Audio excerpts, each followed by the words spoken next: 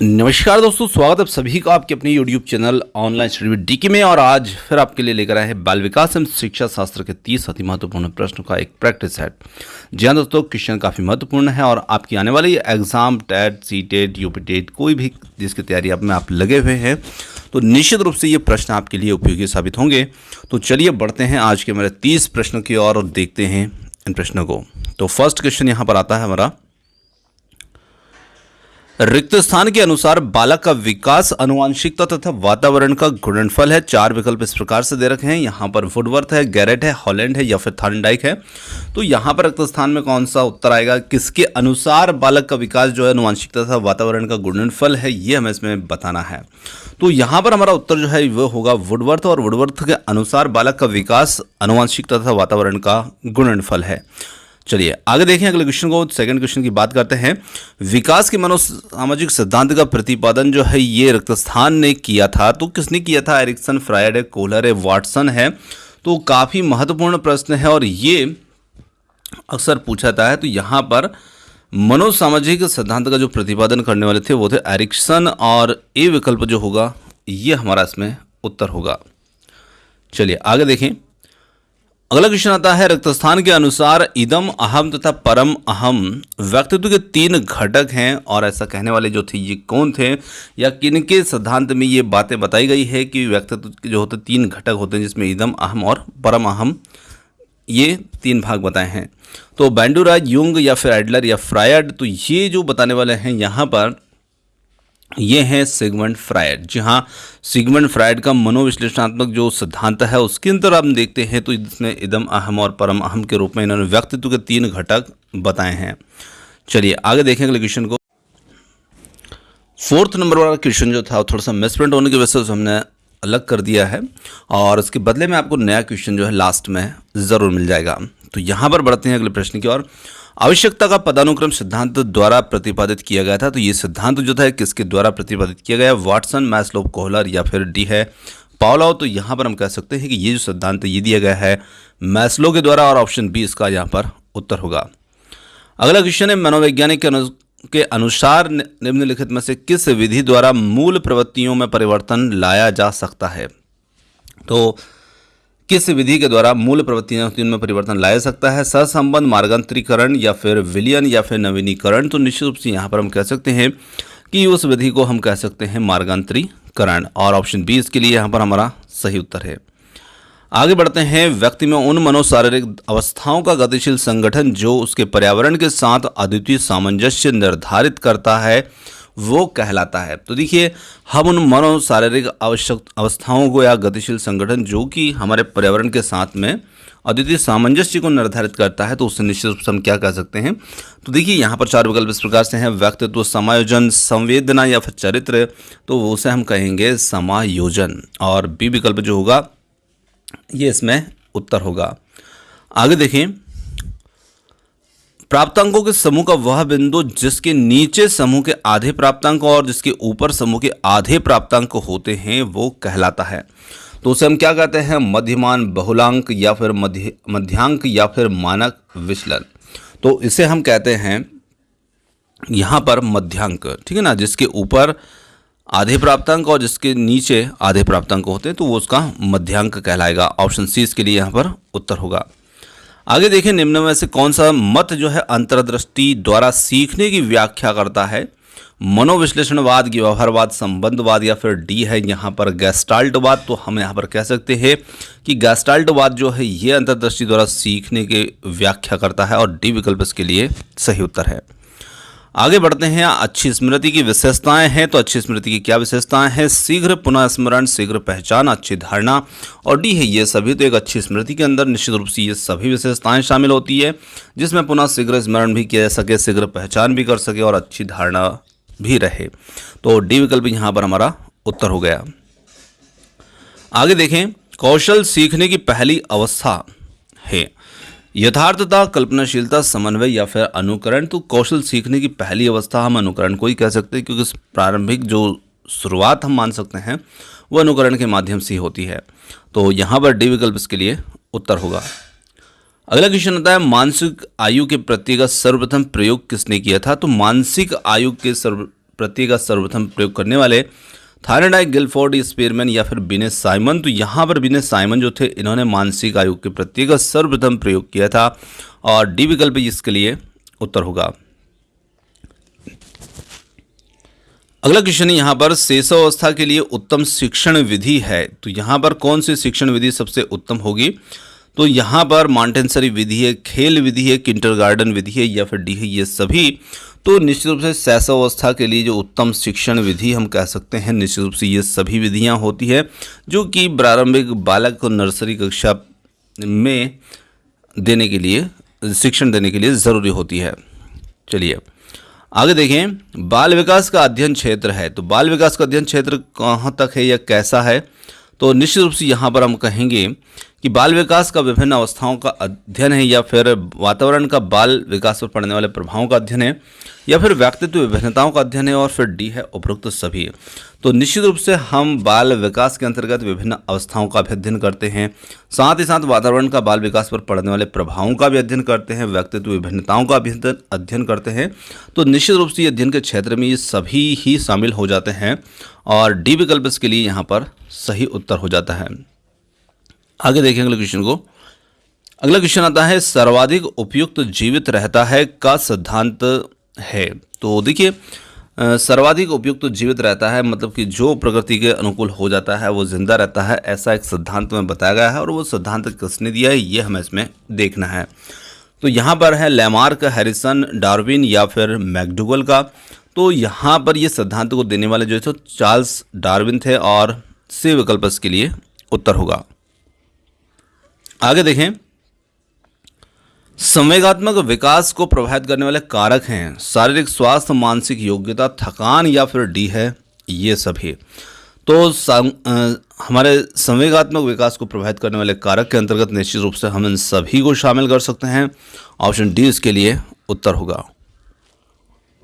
आगे देखें, सामाजिक प्रत्याशाओं के अनुरूप व्यवहार की योग्यता का अधिगम सामाजिक विकास कहा जाता है और ये कथन किसका है? हरलाक का है, टीपी नन का है, मैकडूगल का है या फिर डी है रास का है। तो निश्चित रूप से ये जो सामाजिक प्रत्याशाओं के अनुरूप व्यवहार की योग्यता को अधिगम सामाजिक विकास कहा जाता है, ये जो कथन देने वाले हैं ये है हरलाक और ऑप्शन ए इसके लिए उत्तर है।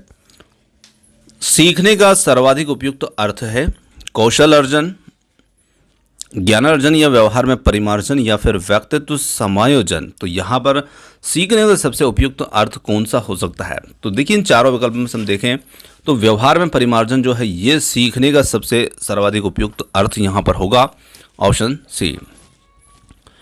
व्यक्तित्व के संगठन का स्वरूप है तो सामाजिक, आर्थिक या फिर मनोवैज्ञानिक, शारीरिक और सी है सामाजिक राजनीतिक और डी है यहाँ पर मनोवैज्ञानिक आध्यात्मिक। तो यहाँ पर हम कह सकते हैं कि व्यक्तित्व के संगठन का जो स्वरूप होगा वो किस प्रकार का होगा? तो वो यहाँ पर होगा मनोवैज्ञानिक, शारीरिक और बी विकल्प इसके लिए सही उत्तर होगा। आगे देखें, आत्म केंद्रित व्यक्ति होता है तो ये किस प्रकार का होगा? अंतर्मुखी, बहिर्मुखी, उभयमुखी, सामाजिक निर्भर। तो यहाँ पर हम कह सकते हैं कि आत्म केंद्रित जो व्यक्ति होता है वो होता है अंतर्मुखी और पहला विकल्प इसके लिए उत्तर होगा। आगे देखें, अपने ऊर्जा बल को बाहर की ओर अभिव्यक्त करने वाले व्यक्ति किस का प्रकार होता है? मतलब अपने ऊर्जा बल को बाहर की ओर अभिव्यक्त करने वाले व्यक्ति का जो प्रकार होता है वो किस प्रकार का होता है?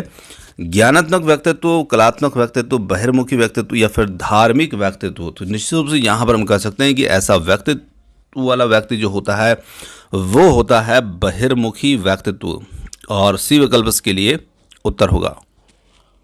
आगे देखें, भाषा विकास का सिद्धांत नहीं है अनुबंधन का सिद्धांत, अनुकरण का सिद्धांत या फिर अतिरिक्त शक्ति का सिद्धांत या डी है परिपक्वता का सिद्धांत है। तो देखिए भाषा विकास के सिद्धांत में जो शामिल नहीं है वो यहाँ होगा अतिरिक्त शक्ति का सिद्धांत, विकल्प सी। अगला क्वेश्चन है, मनुष्य की बुद्धि आगे की पीढ़ियों में संक्रमित होती है। रिक्त स्थान का कार्य इस जन्मजात योग्यता के विकास के लिए उपयुक्त परिस्थितियों का निर्माण करना है। क्षेत्र, मौसम, वातावरण या फिर जलवायु। तो यहाँ पर हम कह सकते हैं कि रिक्त स्थान का कार्य, देखिए रिक्त स्थान में कौन सा शब्द आएगा इन चारों विकल्प से? तो वो आएगा यहाँ पर वातावरण। वातावरण का कार्य जो होता है जन्मजात योग्यता के विकास के लिए उपयुक्त परिस्थितियों का निर्माण करना। तो सी विकल्प इसके लिए यहाँ पर हमारा सही उत्तर होगा। आगे देखें अगले क्वेश्चन को।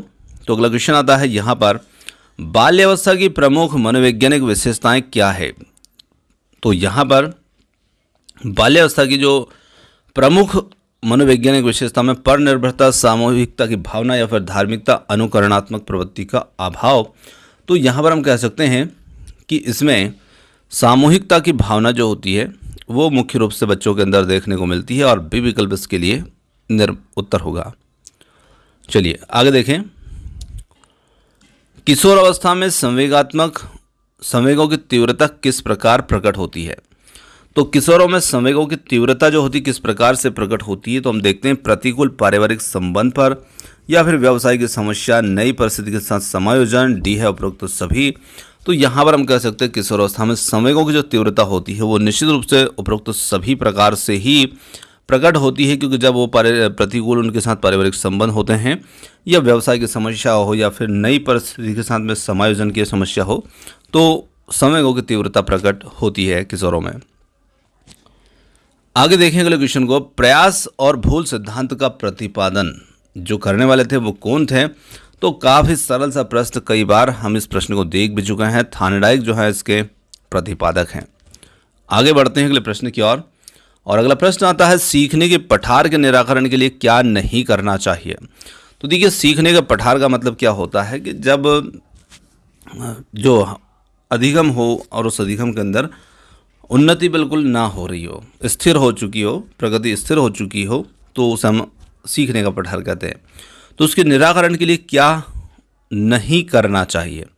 तो देखिए यहाँ पर बहुत सारा नहीं करना चाहिए। तो यहाँ पर हम कह सकते हैं सीखने वाले को प्रेरित प्रोत्साहित तो बिल्कुल उसे करना चाहिए। सीखने की अच्छी विधि का प्रयोग बिल्कुल करना चाहिए। उसे दंडित करना चाहिए, ये ही नहीं करना चाहिए, ठीक है ना। और डी है इसके कारणों का अध्ययन करना चाहिए।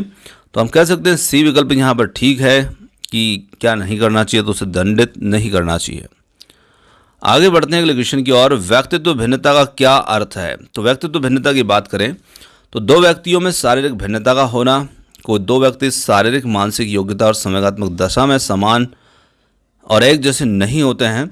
और सी है कोई दो व्यक्ति शारीरिक और मानसिक योग्यता में समान और एक जैसे होते हैं। और डी है उपरोक्त में से कोई नहीं। तो यहाँ पर हम कह सकते हैं कि निश्चित रूप से जो बी विकल्प होगा, कोई दो व्यक्ति। देखिए, हमें व्यक्तित्व भिन्नता का अर्थ बताना है।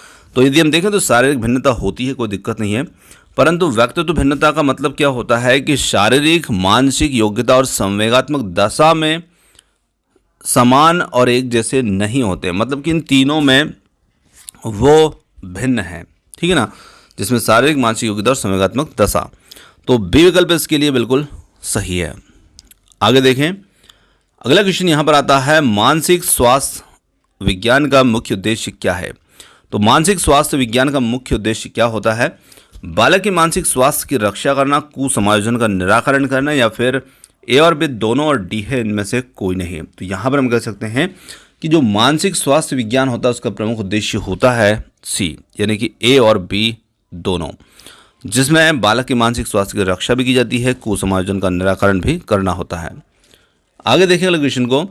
विद्यार्थियों में प्रत्येक का विकास के निर्माण के लिए शिक्षक कि शिक्षण विधि सरल से जटिल की ओर होना चाहिए, या फिर को विद्यार्थी को व्यापक और अनुभव और अवसर प्रदान करना चाहिए। और थर्ड है यहाँ पर को विद्यार्थी को निर्मित प्रतियों का अंतरण का अवसर देना चाहिए। और डी है को उपरोक्त सभी क्रियाएं करनी चाहिए। तो यहाँ पर हम कह सकते हैं कि विद्यार्थियों में प्रत्येक विकास के निर्माण के लिए शिक्षक को उपरोक्त सभी करना चाहिए। और डी विकल्प इसके लिए उत्तर हो जाता है। आगे बढ़ते हैं एक और एक्स्ट्रा क्वेश्चन की ओर। जैसे कि हमने यहाँ पर देखा था कि क्वेश्चन में स्प्रिंट था, चिंतन मानसिक क्रिया का ज्ञानात्मक पहलू है, और चिंतन की ये परिभाषा देने वाले जो थे ये कौन थे। तो यहाँ पर हम कह सकते हैं कि वॉरेन है, रास है, वैलेंटाइन है और बी है स्किनर। तो ये परिभाषा देने वाले हैं वो हैं रास। चलिए आगे एक और क्वेश्चन देख लेते हैं।